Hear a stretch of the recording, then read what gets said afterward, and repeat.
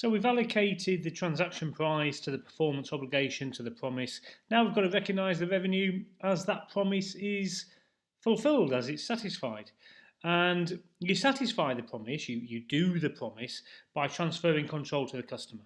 Okay, and that can be either over time or a moment in time. So if you think about, I promise to sell you a car, well, when I sell you that car, on that moment when I give you the car, then that's satisfied at a point in time, isn't it?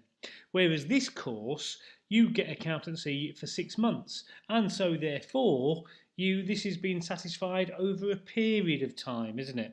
And so you recognise the revenue over a period of time.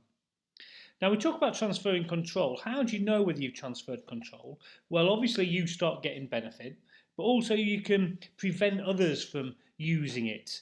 Okay, so that's another way of looking at control. Notice it's all about control and not about risks and rewards. Also, passing of control, from our point of view, is when we give the customer the legal title and the right to payment is now ours, or physical possession is now theirs. These are all indicators that the control has gone to the customer. So, when do you recognise something over time rather than at a point in time? So, over time is when the customer receives and consumes the benefits at the same time. So, for example, on this course, as you're receiving it, you're benefiting from it straight immediately at the same time. Okay, and so therefore you recognise that over time. Another one could be an asset. So maybe that you're building an asset for somebody, for the customer, and the customer controls it as it's being created or as it's being enhanced.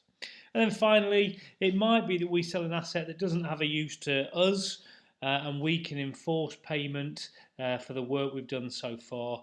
That would also be recognised over time. So you have to learn those three, because you learn the three that means you recognise it over time. Then if it doesn't meet that, then you recognise it at a point in time.